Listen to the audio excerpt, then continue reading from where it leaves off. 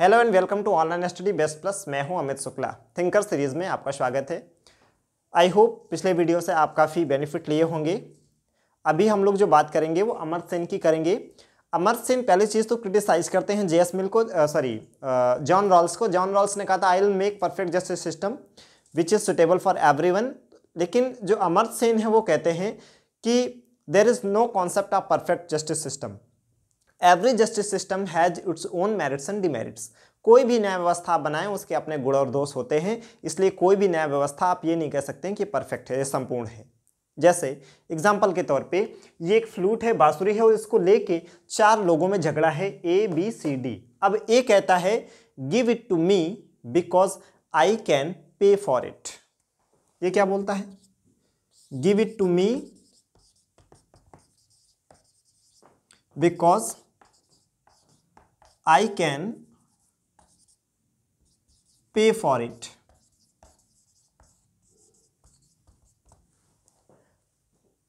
तो A को मिलना चाहिए क्या?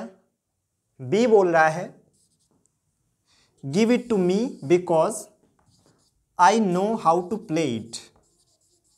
I know how to play it। तीसरा कहता है मेरे पास खेलने के लिए और कोई खिलौना नहीं है, so please give it to me because I need it.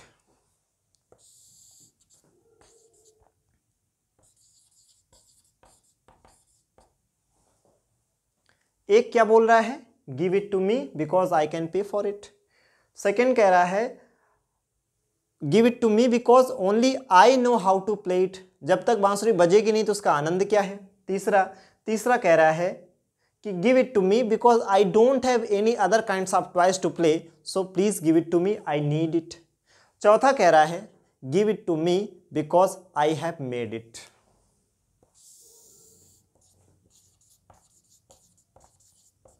अब देखें चारों अपनी जगह सही हैं। अगर इसको दिया जाता है तो अगर बांसुरी जिसने बनाई अगर ये इसको खरीद लेगा तो पैसा उसको मिलेगा जिसने बांसुरी बनाई थी, तो उसकी मेहनत का मेहनताना मिला कि नहीं?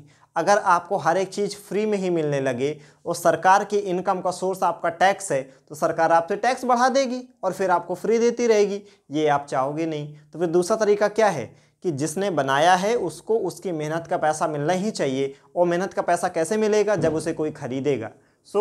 अगर ये जो कॉन्सेप्ट है ये कहीं ना कहीं बात कर रहा है कैपिटलिज्म की। और अपनी जगह ये भी सही है कि जो भी व्यक्ति आपको कोई अपनी गुड्स से सर्विस प्रोड्यूस करता है बदले में पैसा तो चाहता ही है, तो ये एक तरह का न्याय होगा और ये सही है। दूसरा कह रहा है I know how to play it. ये हो गया यूटिलिटेरियनिज्म, उपयोगितावाद, कि भाई उपयोगिता तो तभी है जब उसको कोई बजाए। बजाना सिर्फ बी वाला ही जानता है, तो बांसुरी का आनंद सारे लोग ले सके, इसके लिए ज़रूरी है कि बांसुरी को, फ्लूट को प्ले किया जाए। तो ये भी ठीक है यूटिलिटेरियनिज्म, कि चीज़ बेकार पड़े रहने से अच्छा है उसका यूज हो, बाकी लोग भी उसका आनंद लें, प्लेजर लें। यानी अपनी जगह बी भी सही है। सी कह रहा है I don't have any other kind of toy, so please give it to me. ये हो गया सोशलिज्म, कि सरकार क्या करे, जिन लोगों के पास नहीं है कुछ उनको दे। ये हो गया सोशलिज्म। सी अपनी जगह ठीक है, उसके पास कुछ है नहीं। और डी किसकी बात कर रहा है? डी बात कर रहा है मेरिटोक्रेसी की, कि भाई मैंने ही तो बनाया है, अगर मुझे नहीं दोगे मैं दोबारा बनाऊंगा ही नहीं। तो जिस समाज में मेरिट या जो क्वालिफिकेशन होता है उसका वैल्यू नहीं होता है, वो समाज कभी प्रोग्रेस नहीं कर पाता है। अब जितने डेवलप्ड कंट्रीज देखोगे वहाँ पे मेरिट बेस्ड सिलेक्शन होता है, कोई रिजर्वेशन नहीं, कोई सोशल जस्टिस नहीं, फलाना डिमाका नहीं, लेकिन वहाँ पे क्या होगा? मेरिटोक्रेसी। अगर आप में टैलेंट है, राइट, तो भले आप कितने अमीर क्यों ना हो लेकिन आपको हाईएस्ट पेइंग जॉब मिलेगी। हमारे यहाँ पे क्या होगा कि उसमें रिजर्वेशन लग जाता है, SC ST वुमेन दुनियादारी, वो मेरिटोक्रेसी को सपोर्ट करता है। चारों ही अपनी जगह सही है। इससे क्या पता चलता है कि कोई भी जस्टिस सिस्टम परफेक्ट नहीं हो सकता है। अगर बांसुरी ए को दी जाएगी तो बाकी 3 उससे नाराज हो जाएंगे या उनको जस्टिस नहीं मिलेगा, और अगर डी को दिया जाएगा तो ABC नाराज हो जाएंगे। इसीलिए अमर्त्य सेन कहते हैं there is no perfect justice system, every justice system is best available. जो हमारे पास अवेलेबल है उसमें बेस्ट है, लेकिन आप उसे परफेक्ट नहीं कह सकते हैं। ये हमने इससे देख लिया। फिर इनका एक कोट बहुत इंपॉर्टेंट हो जाता है। वो कोट क्या कहता है कि we should concern about how to end injustice rather than evolving the new types of justice system. हमें नया जस्टिस सिस्टम, नए नए तरीके से जस्टिस सिस्टम को हम इंट्रोड्यूस करें, उससे कहीं बेहतर है कि इन जस्टिस का एंड कैसे कर सकते हैं हम इसके बारे में सोचें। ये कोट जरूर लिखें, बहुत जगह यूज कर सकते हैं। क्या है ये? We should concern about, we should more concern about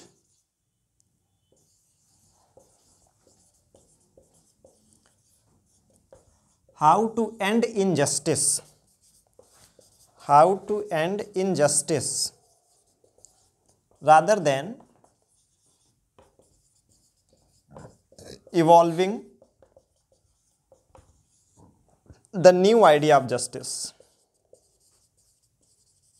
क्या आप नए नए तरीके से नहीं, जस्टिस का ये वाला सिस्टम ठीक नहीं है, ये वाला जस्टिस सिस्टम लागू करो, अरे ABCDEF मत करो, किसी भी तरह से लोगों को न्याय दो। नीति से कहीं ज़्यादा महत्वपूर्ण होता है न्याय। फिर वो कोट करते हैं महाभारत को, और महाभारत में वो अर्जुन और कृष्ण के बीच का जो संवाद है उसमें कहते हैं कि Arjun is more concern about the नीति प्रोसेस। जैसे कहता है वो कि अब उसके कर्ण का पहिया फंसा हुआ है तो मैं उस पर तीर कैसे चलाऊं, ये नीति के खिलाफ है। अपने ही सगों के ऊपर मैं तीर कैसे चलाऊं, ये मेरी पारिवारिक मूल्य हैं या मेरे खुद के जो मूल्य हैं उनके अगेंस्ट में हैं। लेकिन जब उसकी पत्नी का अपमान हो रहा था तो ये सारे लोग तो इस सभा में बैठे थे, तब इन लोगों की नीति कहाँ चली गई थी, राइट। तो न्याय होना जरूरी है, क्योंकि ये सारे लोग ही उस महिला के अपमान के दोषी हैं, इसलिए इनको दंड मिलना चाहिए, न्याय मिलना चाहिए, प्रोसेस कोई भी हो। So Krishna is more concern about the न्याय and the Arjun is more concern about the नीति। तो यही हमारा जो जस्टिस सिस्टम है उसमें भी यही खामी है कि इसमें ज़्यादा जो कंसंट्रेशन होता है वो प्रोसेस पे होता है। कई बार क्या होता है, जस्टिस पीछे रह जाता है और प्रोसेस आगे रह जाता है। खेल के नियम कभी भी खेल से ज़्यादा महत्वपूर्ण नहीं होने चाहिए। खेल हैं इसलिए खेल के नियम आए हैं, जब पहले खेल ही नहीं था तो खेल के नियम भी नहीं थे। इसलिए न्याय का होना आवश्यक है, तरीका कोई भी हो। सो क्या है coat? We should more concerned about how to end injustice rather than evolving the new idea of justice। Mahatma Buddha को देखिए, उनका जो बुद्धिज्म जो हम पढ़ते हैं तो उसमें क्या कहा जाता है, लोगों के जीवन से दुखों का अंत करना ही बुद्ध के जीवन का परम उद्देश्य है।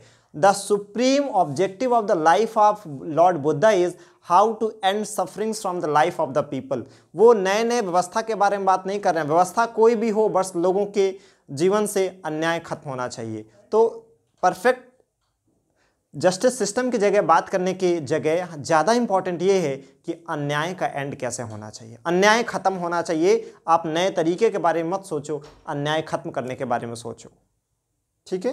जैसे अरविंद केजरीवाल कहते हैं, कर तो सही, बात आ रही समझ में।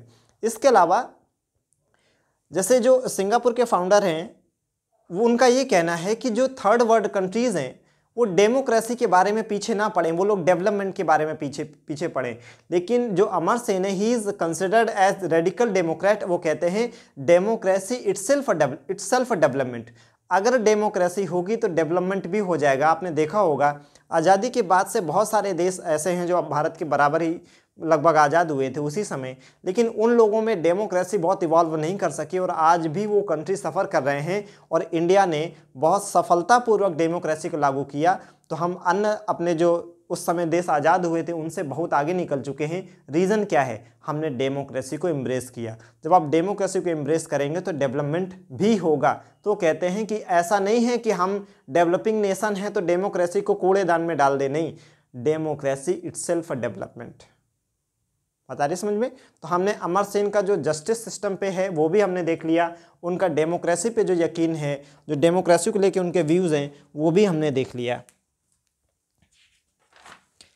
अब हम लोग आई होप कि आपको ये चीज़ समझ में आ गई होगी, अमर सेन का जो कोट है, राइट। तो जस्टिस सिस्टम में भी यूज कर सकते हैं, डेमोक्रेसी में भी यूज कर सकते हैं, राइट, ठीक है। सो आज इस वीडियो में इतना ही। मैंने सिर्फ उतना लिखा है जितना आपको नोट्स बनाने में लिखना चाहिए, बाकी हमारे किसी काम का नहीं है, ठीक है। आई होप आप इन वीडियो से बेनिफिट ले रहे होंगे, नोट्स बना रहे होंगे। सो लाइक करें, शेयर करें, सब्सक्राइब करें। Thank you so much.